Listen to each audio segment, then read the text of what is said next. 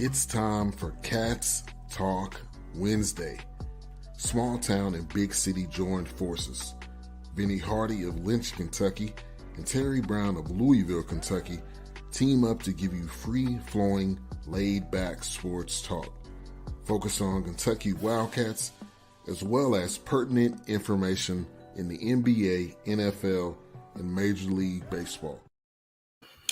And we come in talking Final Four. Only 3 college basketball games left, TV, and we got a couple guests representing a couple teams. You know, we've been out of it, and gotta find joy somewhere.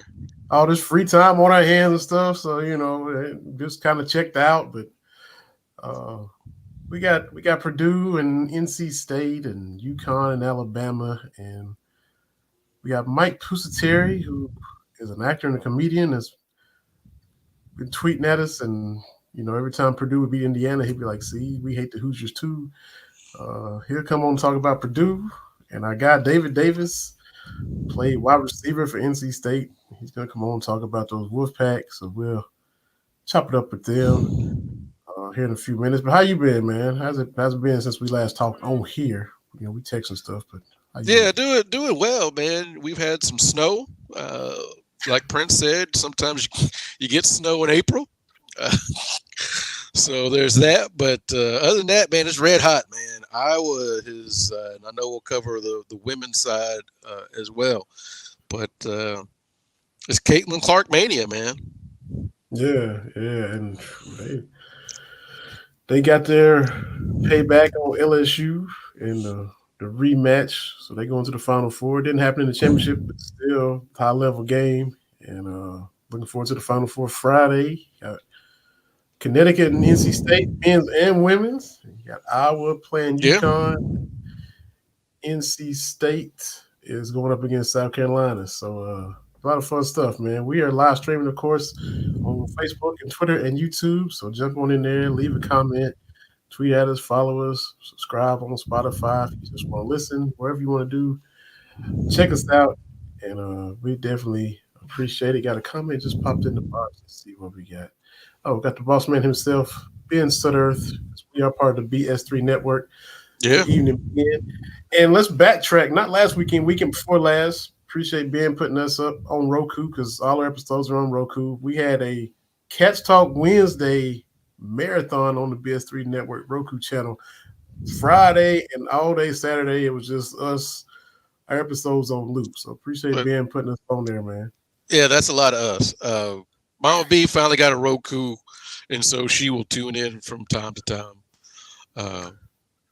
So I got her support. Yes, appreciate that. Mama B is a legend. Everybody that meets her and knows her already knows that. Speaking of our home state, man, thoughts to everybody that's with all the severe weather that Kentucky had. You got the snow, but a lot of bad weather went through Kentucky yesterday. Yeah. Central Kentucky, Lexington, Western Kentucky, some serious damaging winds and rain and some rough stuff happened. So definitely think about everybody in Kentucky right now. Oh yeah, so a bunch of stuff on campus. Kentucky, the UK finally canceled classes, I think, yesterday. So yeah, after that poor kid blew across the campus, that ought to do it. By Patterson Office Tower, that there's a good gust of wind on an average day. So with a storm coming through, I could only imagine. Yeah, man. So hope everybody's all right, and definitely hate to see that happen for sure. Yeah. That weird spring weather, man. It gets so warm so fast. You get the tornadoes, and then you're on the coast. To me, it seems like it's always hurricane season. Like every time you turn around, hurricane season is starting, and it seems to last longer and longer. So we veered off. We'll get some tornadoes here soon enough. Just don't want to get a derecho. Yeah, we don't need none of that. Yeah, for sure. A lot of weird weather out here, but absolutely. Well, we get back on topic. We got our guest in the break room talking some Final Four.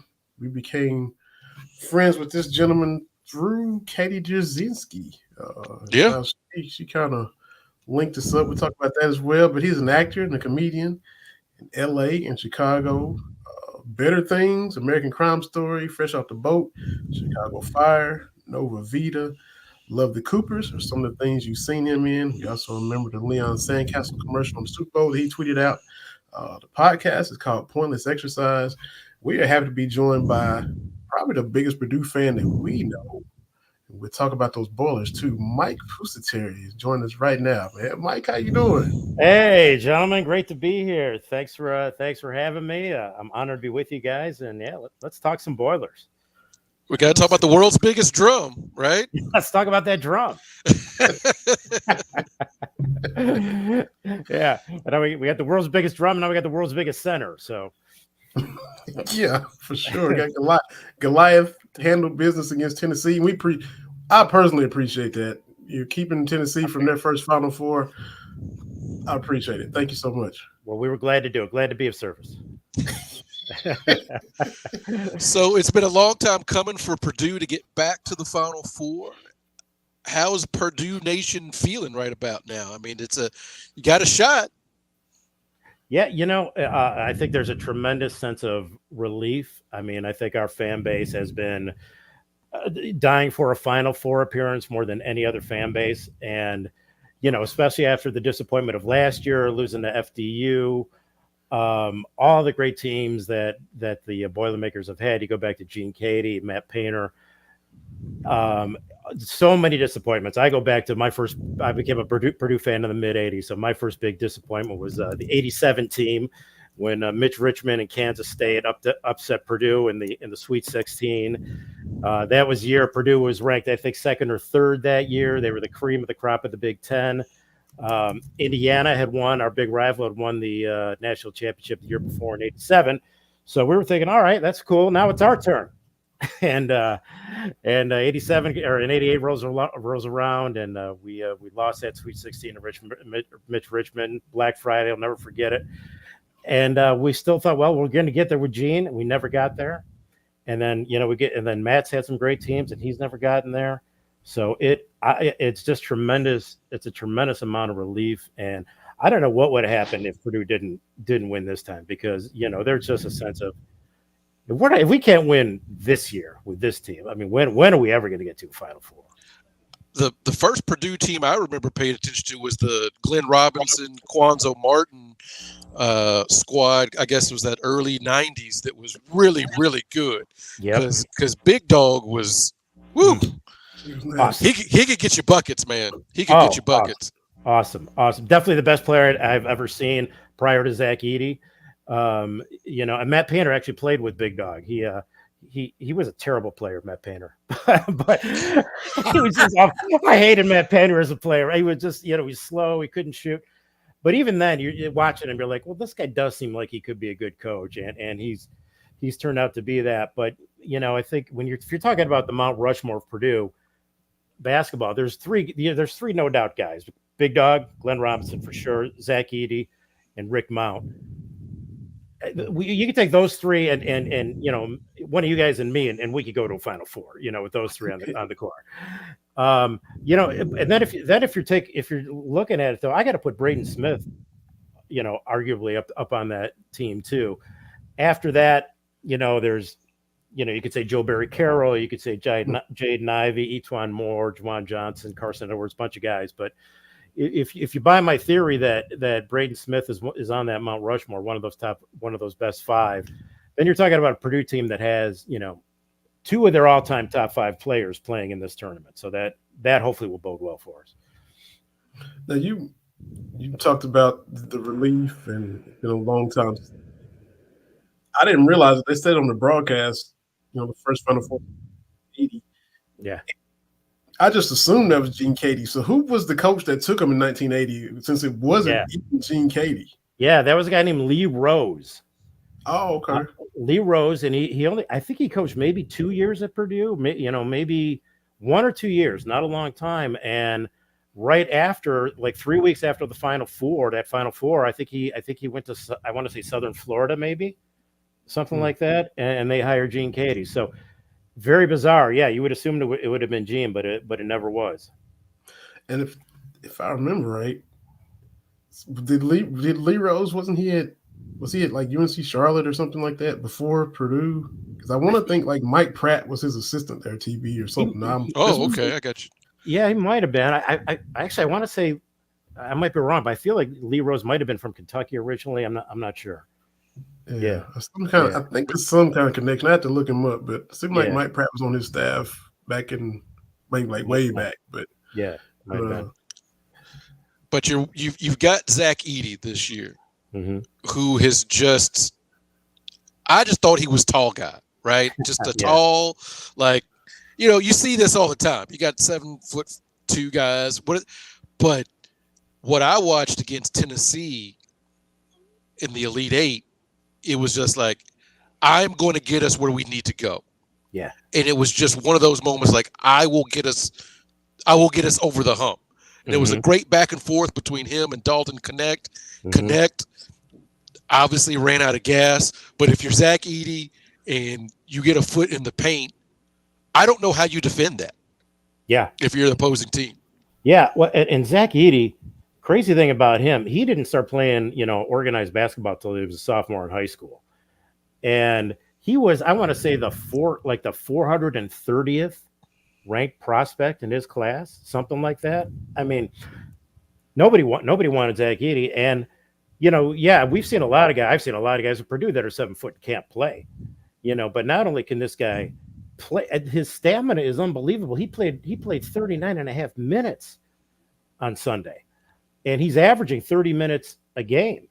And, he in 2022, he and Travion Williams shared basically the center position. They kind of, the two of them made up that center position, and they were a really good combo. But nobody thought, last year that Zach Edey would just take off and just become a National Player of the Year, and then for him to come back again this year, and somehow get better and become he's going to be the National Player of the Year for the second time. It's incredible. And by the way, he has an extra year of eligibility left, believe it or not. now he's not going to use it, but because he's got that COVID year, so he theoretically could come back. Of course, he won't. So, yeah, his skill is unbelievable. He's a great kid. He put the team on their back. And it wasn't going to let them lose because the team, Purdue's the number one 3-point shooting team in the country, right? But they did not shoot the ball well at all on Sunday. We were having a terrible game. And that's the thing that is doomed. One of the things that has doomed us in past tournaments is the ability is not shooting the three. But Purdue can beat you in so many different ways. Zach says, all right, you guys aren't going to make threes. I'll score 40. That's cool. That's what you did. And that's the beautiful thing about basketball is one person can be like, I got this. My wife is a novice when it comes to basketball. She's more baseball. But the beauty is one person can be like, I got it. Yeah. Yeah, absolutely. Yeah. I grew up in Chicago, so I was a Bulls fan, right? So, watching Michael and Scotty, and I stopped watching the NBA pretty much after they won their 6th championship because I was like, well, it's not going to get any better than this. So, but yeah, you see one guy can just dominate, and he's been doing that for him all year. So I think you tweeted at us prior to being a Purdue fan, you were a DePaul fan. You said you're from Chicago, so yeah. When did you switch over? What caused you to, leave the DePaul? I'm assuming what Ray Meyer and all that back. Ray Meyer, yeah. So I grew up in Chicago. So as a kid, before I went to college, obviously, that those DePaul teams were great teams, right? There were Mark Aguirre and Skip Dillard and Clyde the Glide Bradshaw, and all these great players that they had. And it was funny because DePaul gave me a really good baptism into Final Four disappointment, because in 1981, that team with Mark Aguirre, they were ranked number 1 in the country. I think they lost one game the entire year. They lost to St. Joseph's in the first round of the tournament that year. And the year before that, the 1980 team was also ranked number 1. and they lost to UCLA. I think in the first round or an early round.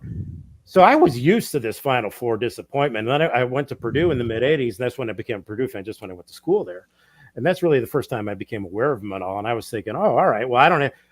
I'm going to get to a Final Four here with Gene Katie. It's going to be great. That was the heyday when you had Gene Katie and Bobby Knight, the mid '80s, the Purdue Indiana clashes. Those were tremendous teams, two tremendous coaches, just at war with each other at top of the Big Ten every year, and it was a lot of fun. But we'd never got over that hump, and so I've been in quite a fun. And I'm a Cubs fan too, so I am no stranger to championship droughts in my fandom. You got the Cubs fandom with Terry's wife in common, and then both of y'all switched to the teams that you went to school for. Terry with Kentucky, you with Purdue. So y'all, I mean, a lot of similarities with y'all, man. Yeah. You got the Iowa hat on for Caitlin there. Yeah. We're rooting for Caitlin Clark. She is from West Des Moines, Iowa, the same town that my wife is from. So we're rooting them on there, Vinny. Yeah. Now, how, and as everybody probably is across the country, how bad did you hate B.J. Armstrong, Mike, before he became a Chicago Bull? With him being right. Well, I saw BJ play in person a lot of times. He was a great player. He was a great. Those are great Iowa teams too. Dr. Tom Davis and those are a lot of fun teams. But yeah, I like BJ a lot more once it became a Bull. That's for sure. I always say you have to compartmentalize. Me being from Kentucky, I hate Tennessee, but the minute Jason Witten became the Cowboy, I'm like, okay, cool. Yeah. And the same thing if a Louisville guy goes to the Cowboys or been a Rockets fan, if they get a guy from Louisville or Duke, I can root for him. You got to compartmentalize that kind of stuff. You got to do it. Yeah, I mean, I was, as I said, I'm a Cubs fan, so I was a big Kyle Schwarber fan, and Kyle Schwarber was an IU guy. But you put that aside, and that's fine. But I loved him as a Cub. Exactly. Yeah. Now, what was the scout report on Mike Pusateri as a player? You loved from Chicago, loved to play sports and watch. Yeah. So when you were playing, a shooter, slick fielder, hitter, what was your games like in all the sports? A slow white guy, a classic, a glue guy. I'm a glue guy. Man. Hard worker, gym rat. Right. Bring his lunch pail to work, Right. Coach, he's a coach on the court, is what they say. Coach on the court, right, comes early, stays late. There we go. He's heady. No skill whatsoever. Oh man. Oh my goodness. Yeah. We were talking being from Chicago, are you a Portillo's guy? Yeah, well, I actually worked at Portillo's once back in the day, so I love Portillo's. Now they sold Portillo's a few years ago, so it's a little bit different now. But yeah, Portillo's. Hey, Chicago, when it comes to beef sandwiches, hot dogs, pizza, you can't go wrong. That was good. Portillo's. We always, when we go to Chicago, we got to go to Portillo's. And there's somewhere else that we go. Giordano's. I hit Giordano's, boy. Giordano's. Okay. So I'm going to tell you. Okay. So we talked about Katie Drzezinski. So she and I live in the same neighborhood in Chicago. I want you guys to go to a pizza place called Michael's when you're there next time. Okay. It's in Wrigleyville. So when you're at a Cubs game, walking distance, go to Michael's and get a thin crust pizza there. And you'll be in heaven. Yeah. Because what's the name of that bar we go to? Hold on. Hey, Kate. What's the name of that bar we go to by Wrigley? The Nice Lounge. And that's where I had my first Malort. Of course. Now, Malort is a little bit of kerosene with some lighter fluid. Like it is. Yeah. And deer urine, I think, is in there too. Yeah. I mean, that stuff. Woo! People just knocking it down. And my lovely wife was like, here, try this. This is great. Yeah, it is. Where the 4 roses at? Give me some 4 roses. Yeah, give me some. It is not a drink for the weak of heart. That's for sure. That's for sure. No, when you no, say so- loud, Terry, you're a real one, man. That's all the real Cub fans go before. Yeah, this thing, man. she's a little celebrity there. Yeah, Go ahead. great. Go ahead. Tell about all the, she's big time in Cubs Nation, right? Oh, she's been on WGN and all this kind of. right. Oh yeah, she's diehard. All right, good. All right, love it. And what's the tweet she had pinned? They put her name's on the board or whatever. Is it? Yeah, some of the scoreboard. I have to find it. But yeah, she's Cubs royalty. So all right. Myself, I'm an Expos fan.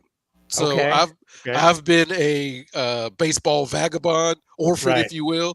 Right. So when we got together, she's like, "Well, we're Cubs." Okay, I got no problem with that. Cool. Yeah, man, I love the old Expos hat with that M. That was the coolest hat back in the day.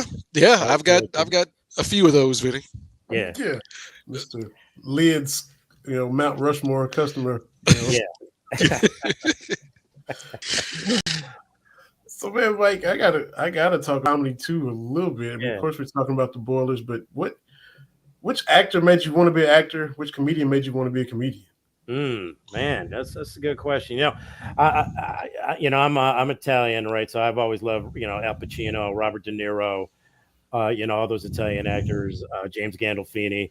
There's, it's I guess those are guys that inspired me. Comedians, you got to look at like George Carlin, Richard Pryor, Chris Rock. There's so many great ones. Sebastian Maniscalco is a guy out there who's terrific. Oh yeah. A lot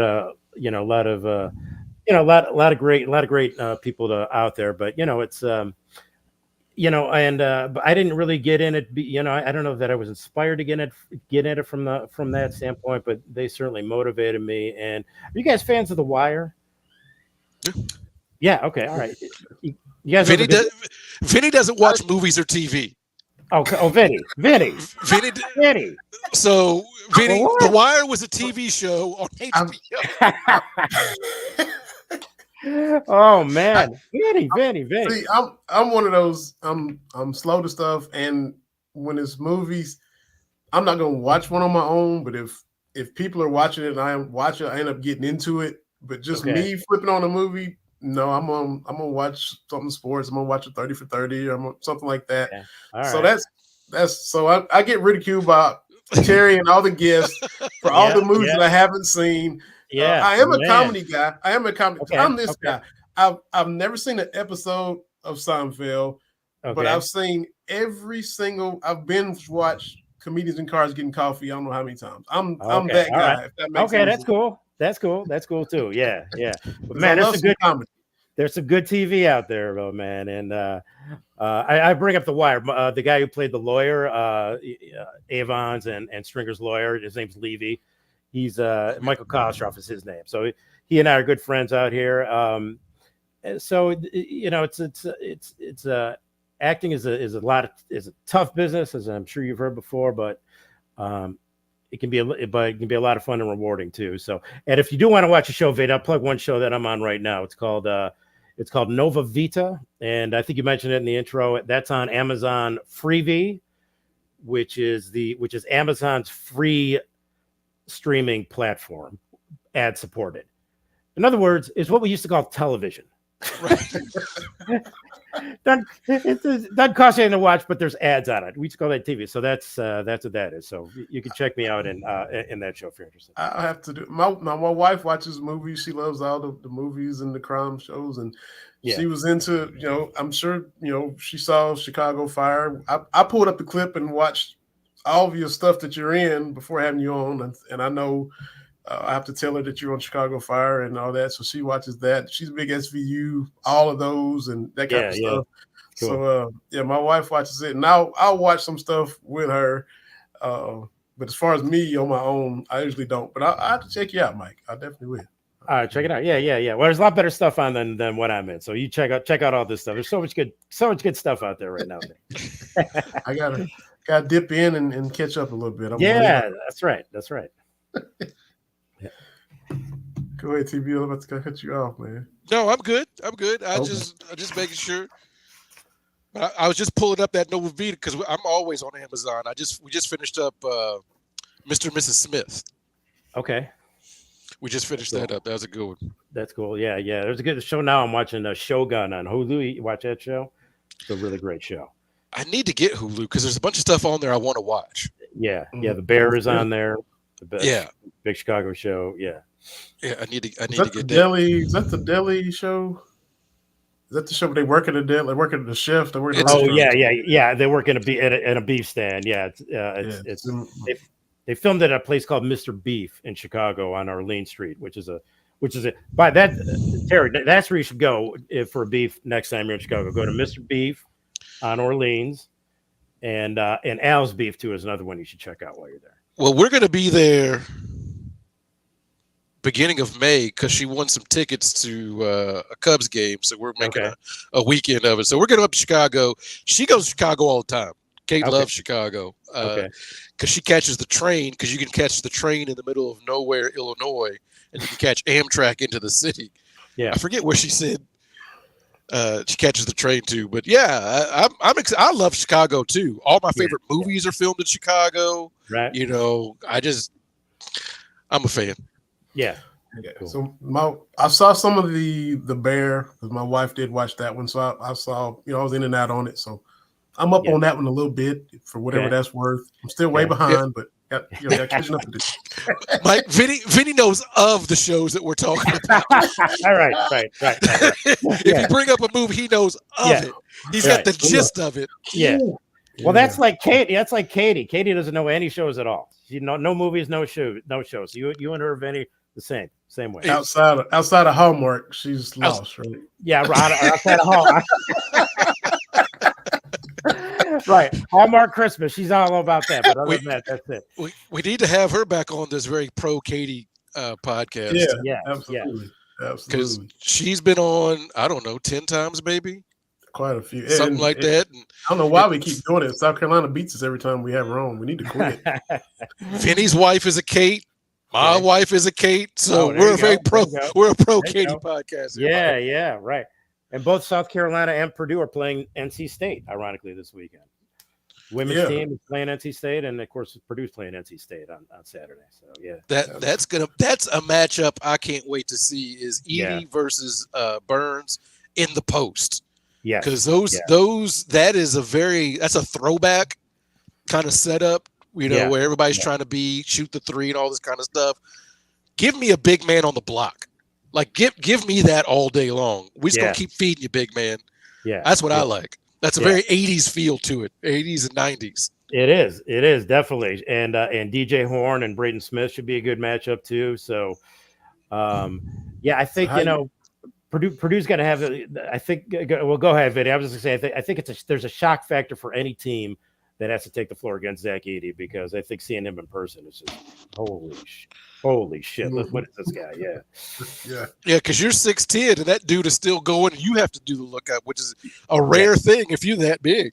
Yeah. Right. And just to twist it in on Tennessee fans even more, DJ Burns started his career at Tennessee, so that was nice as well. He was I don't know how freshman year he was there, transferred to Winthrop, more in South Carolina where he's from, then went on to NC State. So they get to watch, a guy who couldn't play for them in the Final Four. Yeah, Tennessee, boy, we beat them obviously Sunday. We beat them in Hawaii. And then in football, we beat them in the Music City Bowl. So they're upset with us. They're volunteers. TEARS is that's right. Yeah. So and we're all about that as Kentucky guys. That's right. Absolutely. I'm drinking some bourbon, Kentucky bourbon, in honor of. Hey, so there we go. I am not having Malort. I have learned my lesson. You don't want to do that. Oh, Vinny, it's so bad. Bad. Yeah. So you don't even mess with them? You don't even mess with them? Oh, you got to. If you go to Nisa, you have to have Malort. Yeah. It's just the rules. You got to. They got a lot of crazy flavors of Malort too. I mean, I don't.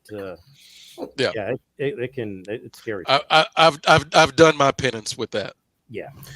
So what's the most Chicago place in LA where if you just want a little taste of home, a little feel of Chi-Town, where do you hit up? Out there in Southern California? That's a good question. There isn't really very many that feel like Chicago. There is a Geno's East that opened up here in North Hollywood. So, so there is a Gino's East location. So we'll go there. That's the closest thing we can get to Chicago pizza. Chicago pizza, by the way, being not deep dish, being thin crust cut into squares. That's true Chicago pizza from an old time Chicago. That's how we look at that. So that's a great place. There's a place I love here called Musso and Frank's, which is it's kind of has maybe about a little bit of a Gibson's feel to it. It's the oldest restaurant in Hollywood, 100 years old. So guys like Charlie Chaplin, ate there. Jimmy Stewart ate there. The Rolling Stones have a booth there. All kinds of things like that. So, but there's not a whole lot. I wouldn't say there's a Chicago has so many. Chicago is a great food town, but Chicago is so much like regular food, hot dogs, and gyros, and pizza, and beef sandwiches. So many great, fantastic options, and you just don't have that sort of stuff out here. Mm. Yeah. So who do you hate more, the Cardinals or the Hoosiers? Man, that's Sophie's choice of hate right there. that's tough. That's tough. Well, the Hoosiers have been pretty insignificant lately, so I'll go with the Cardinals. I'll have to say the Cardinals. Yeah. We had Greg Warren on. Well, this was last year. I was telling you we had him and Roy back to back. Cubs and Cardinals.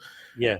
I don't follow the Cardinals' history, thoroughly, but last year was about the worst I've ever seen them. I've never seen the Cardinals, this historically, we know what they are, be down so bad. I mean, just from the get-go, just get kicked every series all year long. It was unbelievable. You're not going to get any sympathy from a Cubs fan for that. No. No. They're like, this is pretty nice. Yeah, we love it. Yeah, it's great. And we stole Craig Counsell from the Brewers, so we love that too. So it's been a lot of fun. And this is my thing, Mike. What I've come to understand, there's no hate like NL Central hate. Like everybody just hates everybody. The Cardinals hate the Cubs, who hate the Brewers, who hate the Reds, and the Pirates are over there. But it's just animosity. I love it, man. It's great. Yeah, you're so right. Yeah, I think the teams are so close, the fan bases are so geographically close. Yeah, there's a lot of hate mixed in. And it's just Midwestern hate too, Vinny. Yeah. It's different out here, man. I'm catching a little bit of it now. Yeah. Yeah, that's some solid hate. So you got your Saturday all planned out. How you gonna watch the Final Four? How you gonna kick back? You gonna be pacing? You gonna be biting your nails? Yeah. Well, my wife and I we're gonna make the drive to Phoenix Saturday morning. So we're gonna leave LA on first thing early Saturday morning, and I haven't gotten tickets. I got my parking pass, but I haven't gotten tickets yet. So they're playing that out on the secondary market. But we'll head over there, and hopefully, if we win Saturday, we'll stay till Monday and head back Tuesday. That would be the dream. I mean, I think everybody's got to has to be rooting for a Purdue UConn final. I would think. I mean, that would just be, I think, the two best college basketball teams this year going head to head on the biggest stage. So and with Klingon versus Edey, that'd be another great matchup too. Yeah, so hopefully that will happen. But Purdue's going in with a legit shot, and from the outside looking in, you talked about, getting there after so many years, but it doesn't feel like Painter and company are just glad to be here. No, they're on a mission. You're right. You are so right. And sometimes that happens. It's been a drought, and it's like, oh, we're happy to be here. That doesn't seem to be the way Purdue's going into this. Yeah. No, Braden Smith, he was interviewed when he landed in Phoenix, and he said, very sincerely, he's like, I'm not sure why we were celebrating. I was just looking at it like we have another game to play. And I think that really reflects on Painter and his coaching style and his assistant coaches who are terrific, and the kinds of guys that he recruits and develops. I mean, Painter's 53 years old, right? He's going to be a Hall of Fame coach. I mean, I don't think there's any question about that. Gene Cady was elected into the Hall of Fame. So maybe I can't think of another program that has two back-to-back Hall of Fame coaches. Back-to-back. I don't think that's happened. Not that I can think of. Does Denny and Rick qualify? That would be the only thing I could think off the top of my head Maybe is Denny that and Rick. is that Rick succeeded Denny, but because we haven't had that, I don't believe, in Kentucky, because Joe B's not in, is he? I don't think so. Yeah, we have not had a succession of that, and then after Wooden left UCLA, that was kind of barren. That's a pretty good. Well, Eddie and Rick too. Well, Eddie Sutton and Rick Pitino. That's right. Eddie did get in. He did get in a little bit later. Eddie Sutton in. True. Okay. But it's still rare, though. But that's a rare thing. And the thing about I've as I was looking before we have you on, Mike, I'm looking at like Purdue basketball, and it's kind of like Iowa football that I've come to realize better than you think. Yeah. Like the Big Ten, of course, you get Michigan, you get Ohio State in football, in basketball, it's Indiana and whoever. But it's like you look, Purdue has won quite a bit Big Ten championships in basketball. They've been to Rose Bowls in football. It's kind of better than you might think. You're right. It's kind of, they're kind of like they're in Indiana, right? So if football, you've got Notre Dame. So they're kind of like number 2 to Notre Dame at football. And then in basketball, you could say, well, they've been number 2 to IU. So yeah, I think that's why they get overlooked. But yeah, you're right. I think people don't realize Purdue's in basketball, 26 Big Ten championships. That's the most ever. They hold a winning record against every other Big Ten team. Now that'll probably change when UCLA gets in next year, because I don't think they have a winning record against them. They're the first program in Big Ten history to be ranked number 1 in 3 consecutive years. This year and the last 2. They've been undefeated in the non-conference the last 3 years. Yeah, and in the 44 years since 1980, excuse that plane flying overhead. Since Gene and Matt, okay, they've won 958 games, 11 Big Ten regular season titles, and 2 tournament titles, and they've made it into the tournament 32 times. So they're very, very consistent. But the thing that has dogged them is the lack of a Final Four, right? And that's why Purdue's not thought of in that way anymore. So hopefully now that'll change, because they deserve to be up there. They're a fun team to watch too. I get they'll throw it into Zach, but they can shoot it from 3. They can play half court. They can run you up and down the court. They can beat you a lot of different ways. And and they've got they've got a great recruiting class coming in too. I mean, Matt Painter, I don't know what he does. He must have a big magnet that just draws 7-foot guys coming to him. But he's got a 7-foot guy, a 7'2" guy coming in next year, who's like a top 50 prospect. We're talking about Big Dog. Big Dog's son, guy named Jakari Harris. He's going to be playing at Purdue next year. He's another top recruit. They've got a really high recruiting class, a top 10 recruiting class. Most of Painter's recruiting classes these last 3-4 years, you look, it's 25, 40, 50. Matt, I didn't realize this. I just learned this. He, in his 19 years at Purdue, he's had 1 McDonald's All-American. 1. Man. 1. And none on the current team. And now they've got a top 10 recruiting class coming in, and they're going to lose Zach Edey. They're going to return Fletcher Lawyer, Braden Smith, Miles Colvin, who's Roosevelt Colvin's son, for Bears fans. Wow.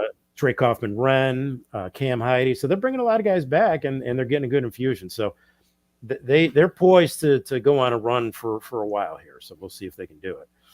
Yeah, it's all right.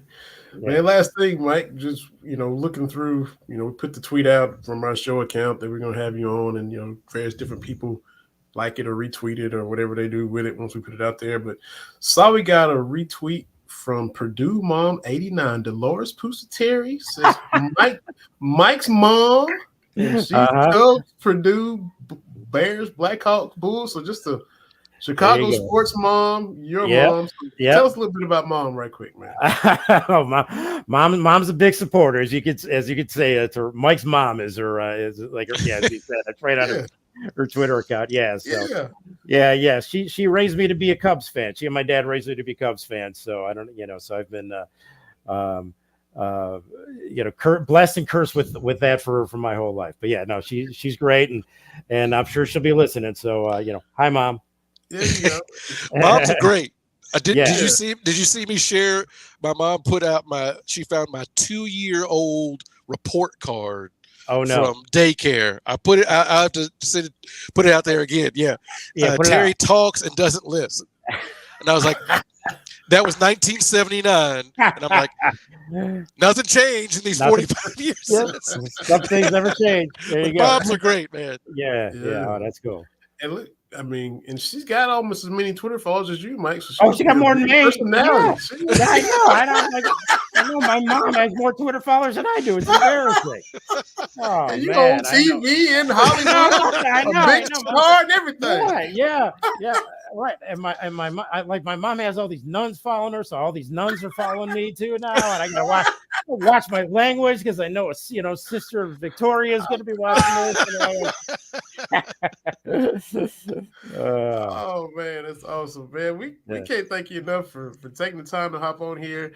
Just to the fact that Talk Chicago, Katie Drzezinski told Mike Pusateri about this little podcast, and then you checked us out and were kind enough to come on. So man, we definitely appreciate you and have a good weekend. Safe travels to Phoenix and hope you get to stay a while, man. Yeah, thanks, gentlemen. I love being here. Enjoyed it a lot. It was an honor to join you guys, and we'll talk to you later. And boiler up. Boiler up. Absolutely, boiler Take up. it easy, Mike. Thank you so much. Right, guys. Take care. Appreciate it. All right. Mike Pusateri. I'm gonna watch some Yeah. TV so I can do better. You got to watch TV and movies, Vinny. You're making us look bad with the fans, man, and I guess. Absolutely, I gotta step my game up, man. As they say. So yeah, but appreciate Mike hopping on. Maybe we'll see him on TV, man, out there in Phoenix. You never know. But again, Purdue better than you think. Yeah, that's the thing. Was just missing, like Mike said, that Final Four, that championship run. But you look at the numbers, like they're right there with Indiana, if not better than Indiana in Big Ten basketball. Mm-hmm. Like he said, more Big Ten titles. More Big Ten titles. They've got the most. Yeah, I would have never guessed that. Your first thought would be Indiana. Yeah. And then, Drew Brees was there in football, and like you said, everybody thinks Notre Dame, but they gotta give it to Purdue. Absolutely. Yeah, so appreciate that. We got David Davis coming up about 10 minutes or so. And man, we just killing time, like you said, waiting on our cats. Let me talk about your Lakers though. Your Lakers. Y'all are out of the play-in now, right? Y'all gonna avoid all that stuff? I think so. Let me double check that. I know we dropped one at Indianapolis. That was the game I always went to. Like 4 or 5 years in a row, I always me and my friend Ralph would always make it a point to go when the Lakers were in Indy. Because it was only, the one time they would. Mm-hmm. That was the only time they would come close, and so. But we dropped that one. Right now, the Lakers. Well, no, the Lakers are in 9th place. Oh, so we're still right there. Your Rockets in 11th. Yeah, we dropped a couple. It was hot. So it's gonna be tough to catch the Warriors at this point. I don't know how many games you got left. It's about 7 at the most, something like that. Yeah. So I don't know if we'll catch the Suns, but the thing is with the play-in game, I want to avoid it simply because my whole thing with LeBron is I don't want to have to use too many turbos. Mm-hmm. You played a video game, you only get so many turbo boosts, and I don't want him to use it up before we even get to the playoffs. No. So, based on you went to the Western Conference Finals last year, right? Yeah. And you had AD and LeBron back, and Reeves another year older, and Hachimura another year older, who played some good ball for you. Are you? I mean, you're a Lakers fan through and through. Are you a little upset that they're in this spot? Did you expect them to be a little better, or is this just the kind of team they got, and they're just where they? I expected better, to be honest with you, because we really went on a run at the trade deadline, right? You bring in Rui Hachimura, you bring in Jared Vanderbilt. We brought in a bunch of guys, and keep in mind, at the trade deadline, I think we were 11th or 12th. Like, we were out of the playoffs. Like, it was, and to catch fire like they did, I still think, get to the playoffs in a playoff scenario outside of the Nuggets. I mean, I don't think the Timberwolves would want to see the Lakers in the first round. Mm-hmm. I don't think the Thunder will. And I want the Thunder to be successful because SGA is playing really, really well. Mm-hmm. But I just thought that I just thought it would be better. And, the whole debate is, I've heard this LeBron era of the Lakers. It's a touch disappointing. Yes, you got the championship, which is the ultimate goal, but I'm not cool playing these play-in games. Yeah. That's the thing is, being around the bottom of the conference playoffs. That's not what we thought. Mm-hmm. And it is a little bit disappointing. I forget what Bomani tweeted out, but I was something to that effect. And missing the playoffs, to me, I'm like, it's the embarrassment of missing the playoffs altogether, or the embarrassment of slinking and fighting and clawing into a play-in. Because me, that's got a little bit of stink on it. When you say play-in for the NBA, it's just like the college games, the Tuesday games, the play-in games. We still don't consider them. The tournament starts Thursday. Okay, right. Y'all won on Tuesday to get to Thursday, but we don't. You don't look at the play-in the same, and that's how I kind of feel about the NBA, especially when you're professionals having to fight to get into a play-in. We should be better than the Mavericks. We should be better than the Pelicans. The Suns also disappointing. The problem is the Western Conference is so deep. Mm-hmm. I mean, that's the thing. I mean, your Rockets. Oh, look at that! They above 500. We coming. Okay, we might not get there, but this is gonna serve us well. Your coach was coach of the month. He was 13-2. Yeah, good job, Houston. I'm glad for you. But to me, in my mind, even LeBron at this advanced age, LeBron and AD, we shouldn't be fighting to avoid a play-in game. So is this Darvin's fault, or is it still just LeBron era fault? I don't know. I mean, I don't know. Man. I just, look, the Lakers are doing what the Lakers have always done. Give us 2 of the top 10 and we'll figure it out. Well, we should be better than a 10 or I'm sorry, we're 9 right now. We should be better than that. And y'all got hot to get there. Y'all had to go on a little roll to get to 9th right now, right? Yeah, we 7-3. Yeah, in the last 10. But that's the thing is, we've gone 7-3. Warriors have gone 7-3. The Rockets are 8-2. Mm-hmm. And so you can't catch up ground like that. Yeah. Let's see. Yep. Everybody just keeping pace with each other. Whatever. 43 and 33. So 6 games left. Best y'all can be is a 49 win team if you win out. So yeah, I would say y'all expected more. Oh yeah, but look, the Lakers won the Anthony Davis trade with the Pelicans. Like that's foolishness to think otherwise. Mm-hmm. Who was it? Ingram and Ball. And a whole bunch of Look, yes, that core was talented, no doubt about it. Mm-hmm. But that ain't what LA does, man. It's second tier talent. Y'all want the top 10 talent, Well, yeah, that's having a bunch of young talent, even though they're good, because again, the 94-95 Lakers were good. Mm-hmm. Eddie Jones, Nick Van Exel, Cedric Ceballos, like those teams were good. But that ain't what we do, man. Yeah. Like that's how you get Shaq in the offseason 96. Like that, it just doesn't work in LA. Like, teams have to kind of fit where they are a little bit. And LA, we're not here for that, man. Yeah.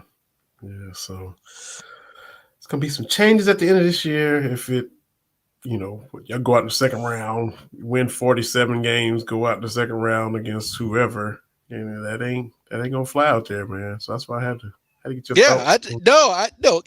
And I don't want to say it's been a huge disappointment, but this isn't what we thought we were going to get. Mm-hmm. Like I thought that one championship, and it still counts. I count it because they're very, very good that year. But again, the two of them, this shouldn't be a thing. Yeah, and nobody else won that championship, so yeah, it's definitely all the other teams would have took that bubble championship. So man. I see. But like, yeah, I'm a little disappointed. I thought that there would be more. Mm-hmm. I thought they would get in a situation at least like my 49ers, like, hey, we competing at the very top of this. Mm-hmm. Even if we don't get over that hump, we right here. Yeah. Yeah. And like they'll probably be there again for the Niners. The Bills making some noise, sending Diggs to Houston. The Texans, man, your boy D'Amico, he doing work down there. Hey, man. The Niners coaching tree is becoming a thing, man. If we can get Salah out of New York, he gets saddled with Aaron. But you look at D'Amico, you look at Mike McDaniel. Yeah, that's right, McDaniel. Yeah, down in Miami. Capri Mike down there. Yeah, man. Black Mike. That's right. So, but D'Amico, yeah, man. I mean, yeah. These windows don't last long, but you got D'Amico and CJ Stroud, and then you give him Diggs, and we sent him Dalton Schultz. Well, Schultz left the Cowboys and went to there for a tight end, and because what are your Cowboys doing? Still nothing, man. Nothing of consequence, of significance. We got to pay Ayuk. That's the big thing. We got to pay him. I'm hoping they get a deal done. I don't want him being grumpy going into the season, because next season they got to pay Purdy. And we know what the market is now, so. And you gotta and so you gotta try to win when he's on his cheap deal, because he's he ain't getting Mahomes money, but he's also not going to make $800,000 a year. Yeah. I mean, who's the backup coming into this year? Who's y'all's backup? Dobbs. Okay. Was at Arizona, and then he went to Minnesota, and so Dobbs is coming in. So now I got to root for a couple of Tennessee guys. Man, goodness gracious. Got to root for Dobbs and Juwan Jennings. Mm-hmm. But the Niners are still the favorites in the NFC. And again, I'm not too worried about any other team in the NFC. Now, they may prove me wrong this year, but Yeah, it's up to us to give y'all something to worry about. The rest of the teams. That's what, we gotta come to where y'all are, like I always say. Unfortunately, we don't play the NFC East again. When we against the four teams, we scored like 200-something points. Yeah. Y'all probably get the South. Y'all get the Falcons and the Buccaneers and all them. Y'all probably get that cakewalk this year. The fact that the Falcons and Niners used to be in the NFC West together still blows my mind, man. San Francisco, the Rams, Saints, and Falcons, boy. Yeah. Yeah, at one point, the Niners were the only team in the Western time zone. You had St. Louis, New Orleans, and Atlanta. Yeah. What are we doing? Yeah. What is this? That's where the conference realignment got it from. Like, with NFL, they got, we can get our geography messed up too. Yeah. And for real, Dallas being the NFC East makes zero sense as well. Mm-hmm. The Braves were in the NL West with the Giants and the Dodgers and all that before they. Yeah. Yeah, crazy. And the Phoenix Cardinals used to be in the NFC East with the Giants and the Washington and all them. So yeah, So, man, you got any soapbox stuff? We hadn't hit any Kentucky stuff. Ain't really much, Not much. I'm already exhausted. Everybody's got their idea of what the roster needs to look like and what Cal needs to do. And I'm not living like that during the off season, man. Like at this point, I don't know. I'm man up saying I don't know. And this is the thing too. Every time somebody hits the portal, there's no way you know who these people are. There's just no way. But every time Joe Smith from Creighton hits the transfer portal, somebody's got his upsides and all this kind of stuff. Like, how are you watching all this college basketball? And then you're all same people got their mock drafts. Like, you really know what a good right guard looks like? I like the way he moves his hip. No, you don't know what you're talking about, man. Good feet, TB. You are not Brian Baldinger. Like, He's strike force, man. Yes. But when I see regular average people with their mock drafts, come on, dog. Like, come on now. You really like the Fresno State left tackle for real? For real? Yes. Come on now. He's but still in the draft. All these people with all this is what the roster needs. The roster needs to be the roster. The problem with Kentucky this past year was not the roster construction. We saw what this team could be. We saw it. Mm-hmm. All that team had to do was give us 4 or 5 minute stretch of defense in each half. All they had to do, and they couldn't do it. So I don't think the roster was that. I mean, we had what we had, right? Mm-hmm. We just didn't play well. Also, another thing, we got to get older. Okay. All right. That's no big revelation. Okay. You didn't discover penicillin by saying older teams do better. For all of college basketball, older teams have done better, except 2 teams went all in on freshmen. Okay, way to go, Balloons. Ooh, I don't know where that came from. But 2 teams between 2010 and 2015, it was just Duke and Kentucky. So I keep putting it out there. This argument isn't new. People said it when Cal got here. And the crazy thing was he went from you can't win with freshmen, you remember, Mm-hmm. to he didn't win enough with freshmen. Right. And now we're back to you can't win with freshmen. If anything, we got to tip our hat to Cal because he actually won a lot with freshmen. Yeah. Which is the aberration compared with everything else. Yeah. Nope. 4 Final Fours in 5 years with freshman-heavy teams makes no sense.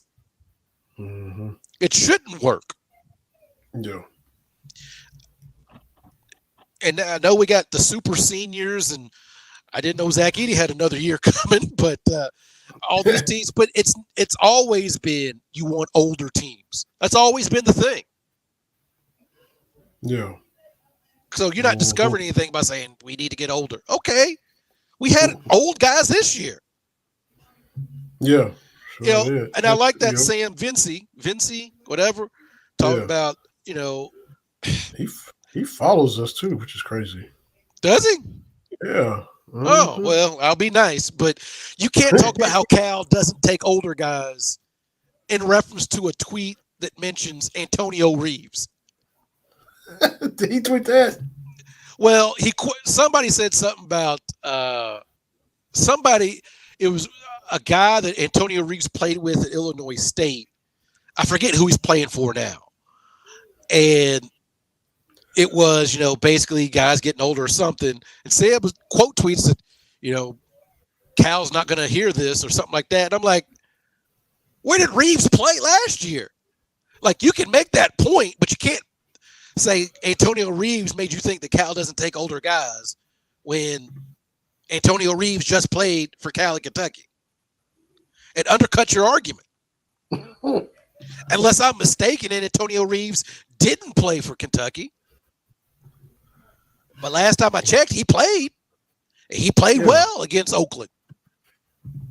Yeah. Yeah. So I didn't see. I missed. I'll see if I can. I'll see if I can find it for you. So it's I don't. It just just gotta fix it, man. Get it. Is it older? Yes. You got to get the right combination. You got to hit the portal. Yeah. I'm just not doing this every day. Every day, right. I don't need a dissertation on what the roster needs to look like. I don't. It doesn't make me any difference. Like these folks that want Cal to go on a tour of, I'm sorry, I messed up. That's not going to happen. Like, that's not going to happen. Nah, he's not gonna do it. Should he? Probably. But the thing is, he ain't gonna say nothing that's gonna get us motivated, because all you need to do now is win. People made a big deal, that press conference with him and Mitch. I didn't watch it because I knew they weren't gonna say nothing about nothing. And whatever they did say, people was gonna dissect. And people, this is the thing too, people say stuff. It's stupid. Larry Vaught posted something on Facebook thing, about Mitch Barnhart wants to win. And all the comments were like, no, he doesn't. Are you kidding me? Like, disagree with Mitch about a lot of stuff. He ain't perfect. But you telling me he don't want to see the Kentucky Wildcats win anything? Yeah, he definitely wants to. He wants to we win. got a great coach, Coach Brooks, for women's basketball. Like, y'all don't think this man wants to win? Like, what? And again, I understand men's basketball, football, drive the bus. I get it. I understand that. But again, you got to look at all these other teams. Gymnastics. Oh, I got fireworks now. Man, what you doing? I have no idea what I'm doing. I don't know what I'm doing. But gymnastics, number 7 overall, they start competing in the gymnastics tournament on Friday. Right? Mm-hmm. Again, at the Olympics, and I know people are familiar with the Olympics, the women's 4x400 relay, 4 of them, 2 of them, former Kentucky Wildcats. How does that happen? Mm-hmm. Because we got investment in the women's track program. And people still tell me, if Cal leaves, whatever, I don't know if Mitch can make the right hire. He's got a pretty good track record.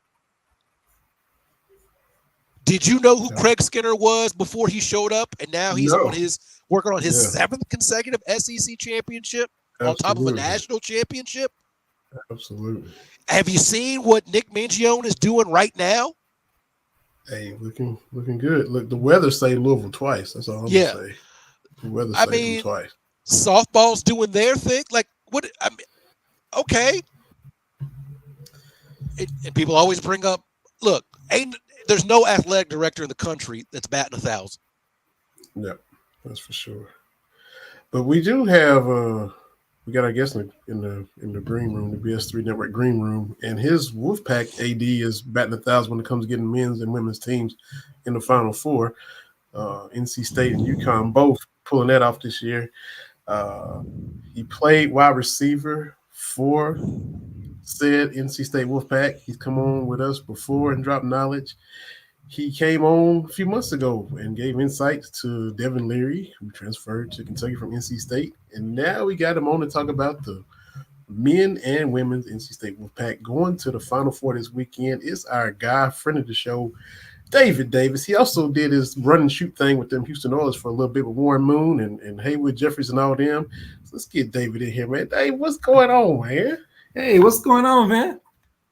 Can't complain. Been a little minute. Yeah, don't do it. Don't do it right now anyway. Save it for later. Save it for later. Appreciate you, man. Appreciate you coming back on with us, man. It's been a little while, but we're glad to have you back. Good. How you feeling, man? You got men and women's in the Final Four. Wolfpack just pride rolling through North Carolina. What's the vibe over there, man? Man, the vibe is pretty good. I mean, you can't walk around with the state of North Carolina without running into a Tar Heel fan, but they're kind of quiet right now, which we like. Ain't every day you keep them quiet, but they're quiet right now. But vibe is good. NC State's one of those teams. And the history of NC State, if you're a fan, you know about the history of NC State, and they've had this kind of run before. To be honest with you, not exactly these guys, but in the history of basketball, the university's had these runs, so fans are pretty used to it. Back in '83, actually, that was my freshman year there at NC State with Coach Valvano and those guys, Sid Lowe, Thurl Bailey, Lorenzo Charles. Those guys. They made the exact same run. And to be honest with you, being an old head, I would say that the run in '83 was better. Hard to believe, but if you know the history of it back then, they were in the same, boat. You had to win the ACC tournament. Well, State did to get to the NCAA tournament because they weren't good enough to get an invite. So that year in the ACC tournament alone, the Wolfpack beat Wake Forest. They had Alvis Rogers, Teachy, Danny Young. Next game, they beat Carolina, Sam Perkins, Michael Jordan, Kenny Smith, those guys. And then the next year, they beat Virginia with Ralph Sampson, Othell Wilson, Jeff Carlisle. They beat those guys. So I think that run in the ACC tournament was in the NCAA tournament, Pepperdine, Utah, UNLV, and then, of course, Georgia and Houston. I think that run was a little bit tougher. I know this team won 5 games straight in the ACC tournament, but or 6. That 83 team went through some studs. That's a who's who murderer's row right there. Oh my God! And I say, they won more games, 6 in a row, but the people that the 83 team had to go through, was tremendous. So, I think Coach Keats mentioned it the other day about showing the team the survive and advance, 30 for 30, which is one of the best, 30 for 30s out there. Just showing his team those things. And my good buddy, David Thompson, goes back to speak, to the team now to encourage them. This is nothing new. DT can't say too much because his teams were great. They beat up on people. The junior year for David Thompson, they went 27-0, but could not go to the tournament because they were on probation. And then the sophomore year, then the junior year is when they actually won it. But his teams were great, But I would say this team, man, people are surprised, but it's college basketball, man. That's what it's all about. It's March Madness for a reason. Just talk about DT, man. You good buddy. Just slid that in and look, because everybody, but we all know this. But just David Thompson, man. Look, we look for our time. We seen the clips of him jumping over the world and dunking on everybody and all that. Yeah. Just your interactions and getting to hang out and chop it up with him. Well, David, I grew up as a kid. He grew up playing it. He's from Shelby, North Carolina, right next door to the city I grew up in, and as a kid, he went to Crest High School. So when they used to play the eventual high school I went to, I was like 8, 9 years old. I'm at these games watching this dude, and I literally thought something was in his shoes. The reason why he jumped so high and played so well. He was also faster than everybody. And, Davis, just demeanor, laid back, went to NC State, ACC Player of the Year a couple times, or 3 times actually. because freshmen couldn't play back then. And true story, they invented the alley-oop back then because you couldn't dunk in college because of Lou Alcindor, because Kareem Abdul-Jabbar, they outlawed the dunk. So him and Monty Tao as freshmen, Monty would just, because David could jump so high, he would just throw the ball up to the rim. And, David would grab it and, lay it, be like 9 feet over the rim and just, let it go in the basket. That's how it actually started. But, NBA, he was one of the highest paid players in the NBA back then, making $800,000 a year. That's it. But he was the highest paid player. Had his own line of shoes back then. You hear about Jordans and Curry's, the DTs. He had his own shoe back then. One of the most outstanding players and athletes ever. And then, had his demons, of course, with alcohol and drugs, and caused him one night to get in a little disagreement with someone and blew his knee out. And he never was the same. But how great was he? He was Michael Jordan's idol. And Michael Jordan did not go to Carolina because he didn't want to follow DT's footsteps. You can research it. He did not want to go to Carolina. He wanted to go NC State. He wanted to go, but he didn't want to follow DT's footsteps. So he went to Carolina, and it shows because David Thompson inducted him into the Basketball Hall of Fame when it was his time. He was on stage with Michael. That's how much Michael thinks about him. That's high praise, man. Praise. Yeah. He's to me one of the greatest college basketball players ever. I got my top 5, of course, but he's right there as one of the top 5 greatest college basketball players ever. And North Carolina, we've had a few now. And I'm talking about guys who grew up in the state of North Carolina and went to high school in the state of North Carolina. New York maybe can compare with the list that I got of guys who played high school basketball here, but no doubt DT is one of the greatest. DT, Worthy, Jordan, just to name a few. Just state guys. You're naming the obvious. People forget about Pete Maravich. He went to Raleigh Broughton High School. Oh wow. Bob McAdoo. He went to Grimsley Dudley High School. You're talking Dominique Wilkins, went to Washington High School. Of course, Chris Paul, Steph, those guys. But Phil Ford from Rocky Mount. Walter Davis and Bobby Jones went to South Meck High School in Charlotte together. Imagine that. So, guys like that. Sometimes I don't even like putting Mike in the argument because it's not a fair fight. But not fair. How deep does it have to be to not use Michael Jordan? Yeah. Don't use Mike, man. That's not good. But growing up this basketball country, and when I was coaching basketball, actually in Florida, I used to tell my people, a reporter asked me, what's the difference between basketball in Florida and North Carolina? I say, well, it's simple. Florida has great athletes who play the game of basketball. When we're young in North Carolina, we learn the game of basketball at a young age, and then our athleticism kicks in. It's the exact opposite in Florida. These guys are great athletes, and they go learn how to play the game of basketball, maybe. But we learn at an early age and play it the right way, and then our athleticism kicks in. Yeah. So everything you said was true, and that's no disrespect to this year's team at all. I don't, and I'm sure, maybe the young ones might feel that way, but there's no way that they should take it that way. But what was because you see the pieces that this team consists of, your thoughts going into the season, how it played out, and because they didn't play like this until the end. So how did you feel watching this team this year? Well, I'm gonna be honest with you. During the regular season, I thought that, like Denny Green said, they are who we thought they are. They weren't a high class, top team, no doubt, the way they played in the regular season. But then again, and I think as a tribute to Coach Keats, when you motivate this type of team to reach the level that they've gotten to, he gets a lot of credit with that. He makes teams, I think the game plan is good. He adjusts well to whatever the team is doing on the other side of the bench. But then again, anytime you can, and it's all motivation to me, it's not actually basketball. The other teams may be better basketball players. They need to be better basketball team.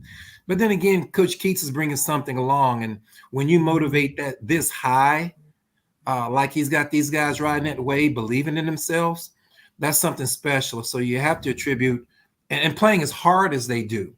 You know, they had 30 some odd games to play this hard before, but they didn't, you know. But now when it comes to my back is against the wall, do I want to go home, you know, or do I want to continue to play the game that I love? He's instilled that in them, and they're playing harder and more motivated than anyone else right now. But, you know, having said that, you know, they got the 7-5, you know, player of the year on the other end.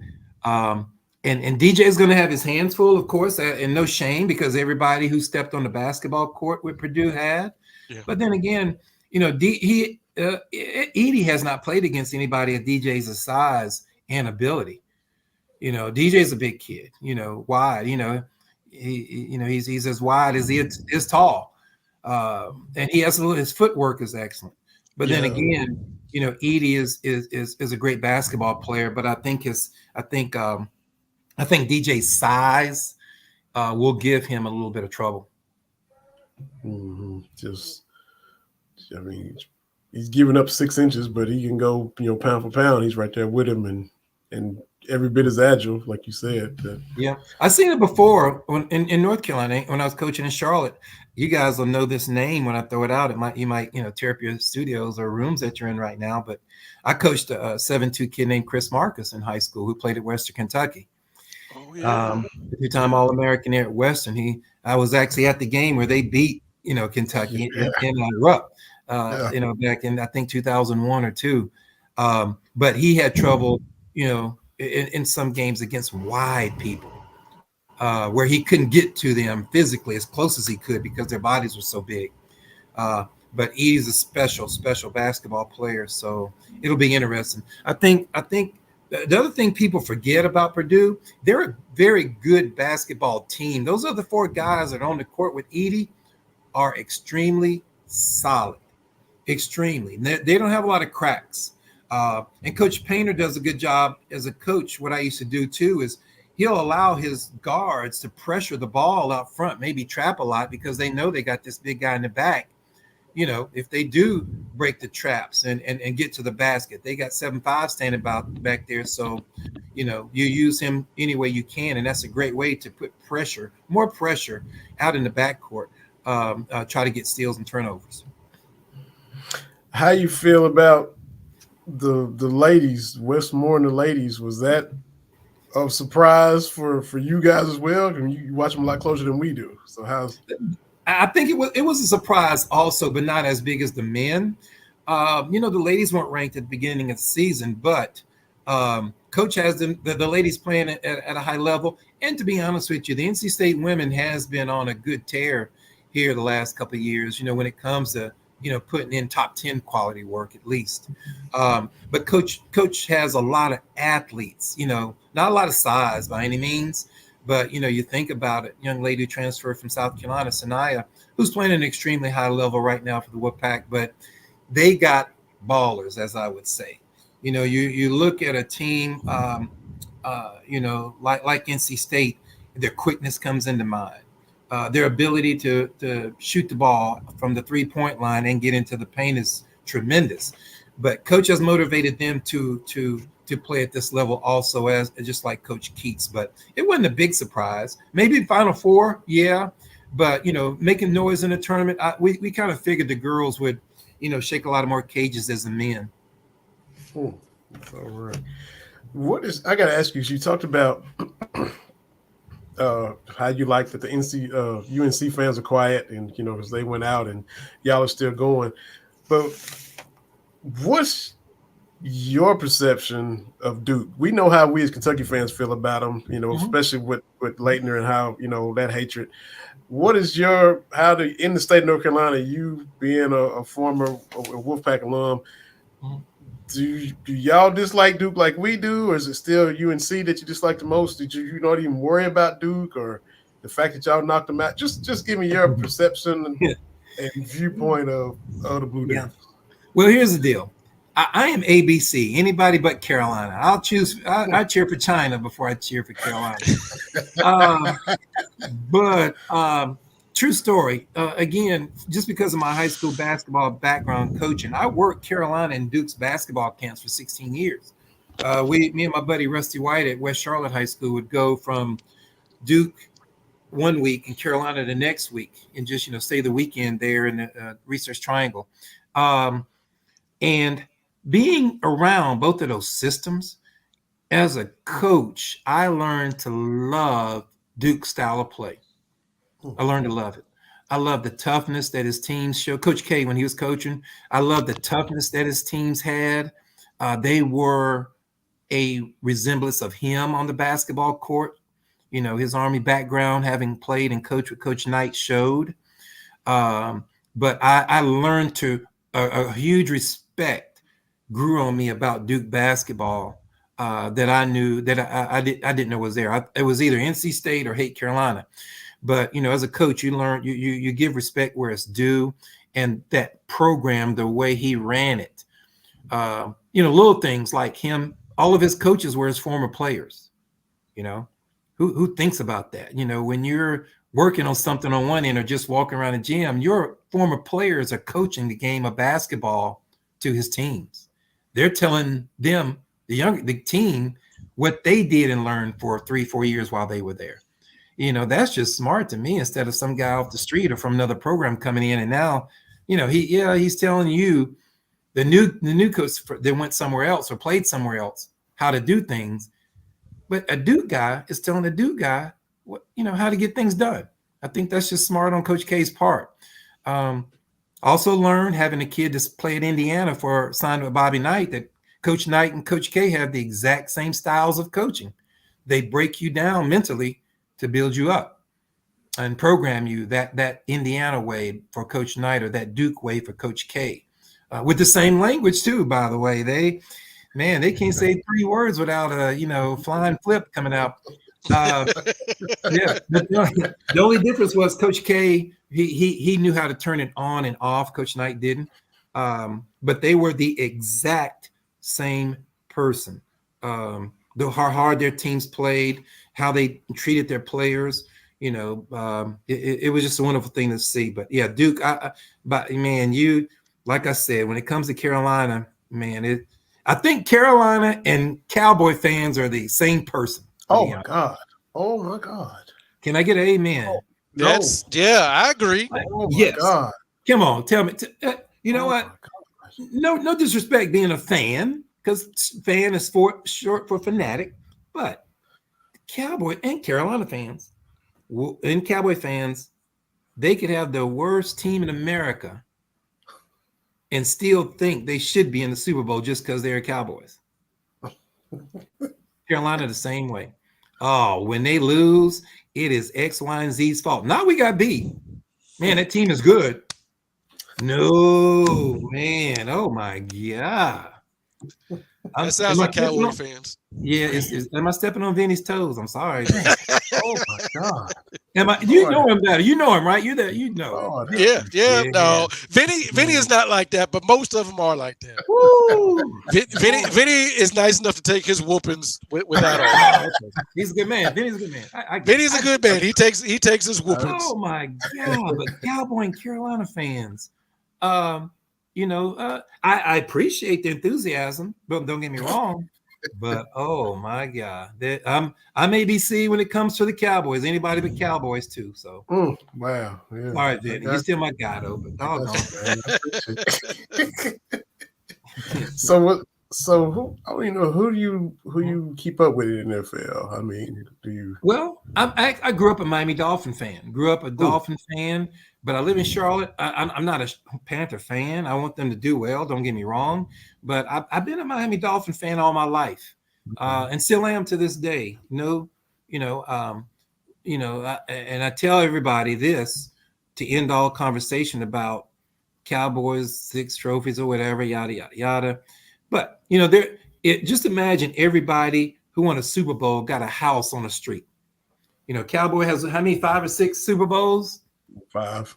Yeah, they got 5 houses on this street. Pittsburgh has 6, whatever the case. There's these houses. They're side by side to where you can reach out the window and give a cup of sugar to your neighbor. But there's a cul-de-sac at the end of that street with only one house in it. And that's a Dolphin house. Yeah. You go undefeated and win a Super Bowl, you get to come down there in the cul-de-sac. But until then, there's nothing you can say to me. Go undefeated. How can we talk and you've never went undefeated and won a Super Bowl? Yeah, you got 5. Yeah, but dog it. See, and this do something. Points were made. Huh? I said points were made, Vinny. Points were made. They were. Do and something nobody else has done. Be special, like the 72 Dolphin team. This is why the one year I pulled for the Patriots, they let me down. I wanted somebody on that cul-de-sac with the Patriots. And if Tom Brady and them, as soon as I'm like, come on, y'all can beat Eli and them. Yep. And no, right. they couldn't. No, They couldn't. And just think about it, the 84 Bears are close, but Dolphins beat them in the Monday night game. Man, that's right. And poor, Dan Marino, to me, is one of the greatest quarterbacks ever. But he's got one of those houses beside Charles Barkley, being one of the greatest to do it, but no championship. Mm-hmm. But I grew up a Dolphin, man. But when you say Cowboys, you gotta know what you're getting into, man. You gotta have a couple of cocktails to talk to Cowboy fans, man. We were talking about Mike McDaniel before you came on. So what? How you still high on him? You like the direction they're going in, or? Yeah, I do. Like we talked before, it's all about getting your people in there. It's all about being comfortable and growth. Also, growth is important for him. But man, it's it's one of those things too. Everybody's going to get better. How much better are you going to get than them? When it comes to winning championships, man, because that's the bottom line. And motivator, everybody to me may have the same kids and same abilities, but how much do you motivate them?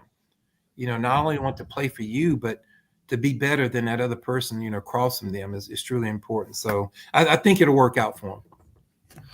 I can't have you on without talking about your Doyers. So you got Shohei now and Mookie Betts, Kershaw back again. How you feeling about this run? Feeling good. But right now, Shohei's not hitting the ball right now. I think he's just admiring being a Dodger, and he's in awe right now. The things Mookie's doing right now, batting about 700 or something. I don't know.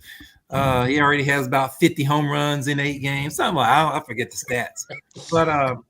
But I think he hadn't settled in to being a Dodger. I think he's not used to it, to be honest with you. The Angels weren't a good baseball team while he was there.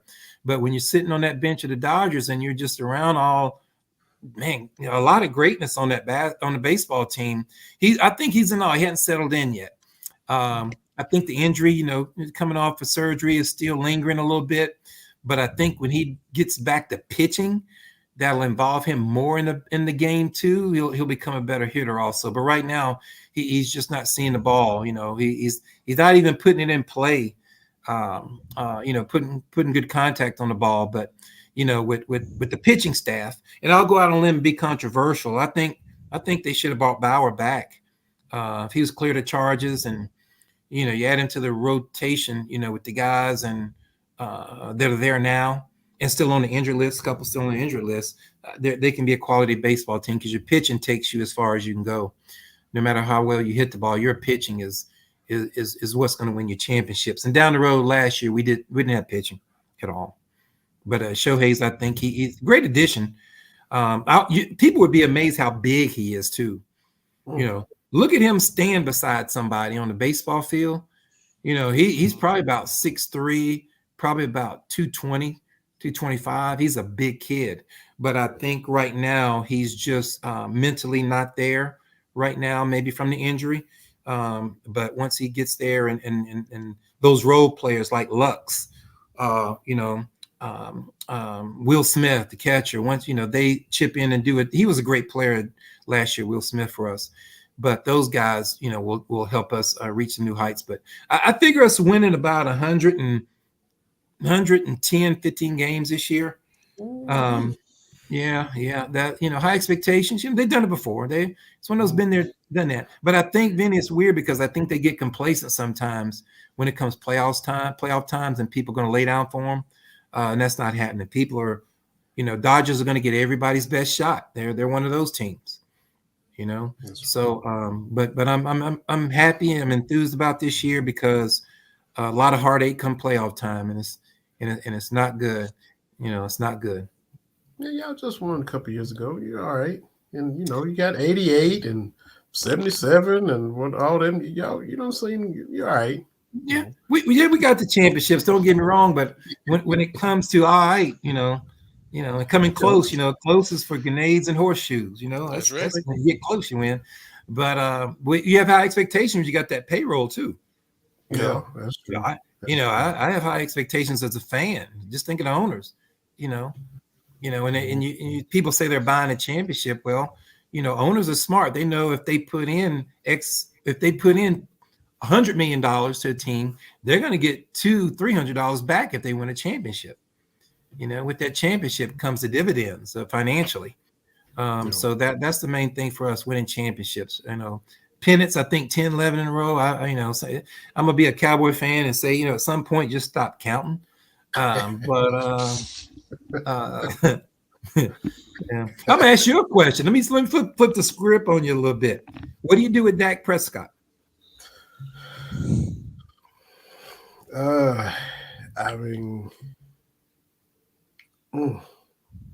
It's you talk about expectations. I'm to the point where I expect a little bit more for as long as he's been there, and being a veteran that he is, and we're making interceptions that we shouldn't make. We throwing it right to guys in coverage. I was at the Green Bay game, when they played up there last year, and he threw it right to him, and so. He kind of in that little middle ground, that upper middle ground where he's solid to good. He's not great. He's not Mahomes. He's not, top tier. If you move on from him, what's that going to be? It's a real, and they haven't done anything in free agency. I've been fussing about that for weeks. 4 weeks. They're on my nerves about if you think we can stand pat and not do anything. You talk about everybody else getting better, and what are you doing? Yeah. We're not doing anything. Yeah. So you know what? Too, I think about it. And watching the Cowboys, man, to me, I think the defense has been letting them down come crunch time and playoff time a lot of times too. You may have a game plan as an offensive coordinator or team expectations, but realistically, there's going to be that interception. There's going to be that fumble. You look at Mahomes' defense when it's time to buckle up and strap on and make plays. Their defense makes plays. Pat can have an okay game and win games because that defense steps up and comes to play, especially in the Super Bowl and playoffs. Yep. But I don't see that out of Dallas. Their defense lets them down a lot, man. Hey, I can't argue. I wish I could argue. Yep. But, that whose will is going to get imposed, and Dallas doesn't do enough imposing of the will. And, you can't let Jordan Love in his first playoff game come and just light you up, put 48 on you at home. He did it on the defense, though. He did it. It wasn't Dak Prescott. You should make him uncomfortable. He should be nervous, and because this is my first playoff start. I'm playing against the Cowboys. He was comfortable and just, did whatever he wanted to do. That shouldn't happen. For Dan Quinn, established coordinator, been there, got his system in place. You should have made life miserable for him, and it never happened. So yeah. Now you got me on my soapbox. There you go. I think McCarthy. I truly think McCarthy may be a problem because even though they're pros, there still has to be a level of motivation to those guys. And I don't think McCarthy brings that. Sometimes he may leave it up to his coordinators, but as a head coach, you're the driver of that ship. You got to motivate those guys. And even though they're pros and making, millions and millions of dollars, as an athlete, you want to be motivated. And when teams just play harder than the Cowboys in the playoffs, and they know they're going to get everybody's best shot too. So I see it as a McCarthy problem. I see it ownership. Jerry Jones needs to stay out of the way. Oh my goodness. Let coaches coach. Let GMs GM. Don't have your talk show after every game or huddle around you. Things like that takes away from a lot to me. But yeah, TB, I just had to throw that in, the Cowboy problem. Sorry about that. Hey, preach. Just write the check and sit down. I've been saying that for years, but he won't do it. You're exactly right. Yep. And your ego, how do you have Jimmy Johnson and fire him first? Starts back then. Don't get me wrong. And then you bring in Switzer, who wins with Johnson's teams. But just think of that run they could have had. Keeping everybody together, including they love playing for Jimmy Johnson. That head coach is very vital too when it comes to motivating those guys. Absolutely. How's my big sis Jackie doing? Man, she's doing good. We're tired because Warriors were in town this weekend and everybody came in for Easter and stayed the whole weekend, and thank goodness Sunday we told them you ain't got to go home, but you got to get up out of here. Maybe a different language, but they got the point. But yeah, she's doing good, man. Loving it. The boys, both Seth is in Charlotte. Of course, he's injured right now, but it was good that all the family were in town and had a good time. But she talks about you guys a lot, and wanting another visit to play some Uno and play some Pacino and stuff like that. Yeah. So yeah, we got to get back down that way for sure. Yeah, she's doing very well, man. You tell her we said hey for sure. Will do. And enjoy Saturday, or enjoy Friday and Saturday with women and the men playing back to back. So hopefully you get a long weekend of both. And looking forward to it, man. Thank you for dropping knowledge about the Wolfpack and just coming on and chop it up. I always enjoy having you, Dave. Oh, please. Next time you have me on, I'll jump on TB. Who's his team, matter of fact? Who's his pro teams? Wait a minute. Oh boy, here we go. Yeah, and okay. Now you're a Joe Montana 49er? Yeah, I go way back. Okay, I'm where's my little Jerry Rice? I got my little Jerry Rice right here too. Here we go. I gotta check with some people. Gotta check with some people. They bandwagons, a lot of bandwagons out there, boy. No, I've been with the Niners for a long time. Okay. Yeah. Even during the 2-15 Tim Rattay years. Oh my God. Yeah. And speaking of the Niners, a great Wolfpacker, one of my teammates, my freshman year I played there and transferred and finished at Baylor. But one of my great freshman class teammates at State was Mike Kofer. Great kicker for the 49ers. Oh yeah. He was number 6. Yeah, he was he's 9. Was he 9? Okay. Kofer was a good dude. Great kicker for the Niners back then, man. Sure. Yeah. Now automatic.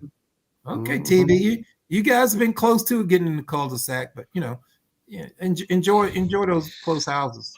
Yeah. I just want to get over the hump here against Patrick Mahomes. That's all. Oh my goodness, yeah. But you love beating up on Vinny, though, huh? Oh, absolutely. Yeah. Absolutely. If you're not going to win the Super Bowl, the next best thing is beating your rivals. There you go. As long as we can beat the Packers and beat the Cowboys in the playoffs, it comforts me a little bit. Comfort. Man, that's the same thing I tell Carolina fans this year with basketball. They swept Duke and NC State, but those teams were playing in the Elite Eight. Would you rather sweep a team, your rival in the regular season, or be in the Elite Eight? They don't understand that. Yeah. Well, we beat both. Dude, you're mothballs. They're still playing. That's right. I can't get it. You can't talk them into. I'd rather have my team still playing than sweep you in the regular season. But you're right. Yeah, man, look, right. Don't get me started on him. But yeah, Vin, anytime you need me, let me know, man. Just doesn't have to be a great state occurrence because these state occurrences don't come very often. We appreciate it though, but let me know if you want me to come on and chop it up with you and TB and we'll make it happen for you, man. Yes, sir. Always a pleasure. Yeah, appreciate you, Dave. Are you good? Tell everybody to say hello, guys. I sure will, Thank you, man. sir. All right, be safe. Be safe. So much. You Yes, too. sir. Yeah, and look, our cats, we've been mothballs a little too much. He's right. We we're beating all these teams in the tournament. Kansas and North Carolina last year, and our last win was at Knoxville this year. So yeah, we mothballs. He right. So